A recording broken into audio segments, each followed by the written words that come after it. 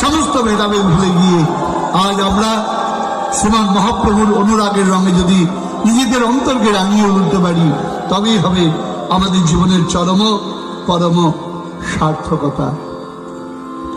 এই কথা বলে এবার যাব চলে, যাওয়ার আগে আমরা যাব প্রাণ ভরে গৌর বলে।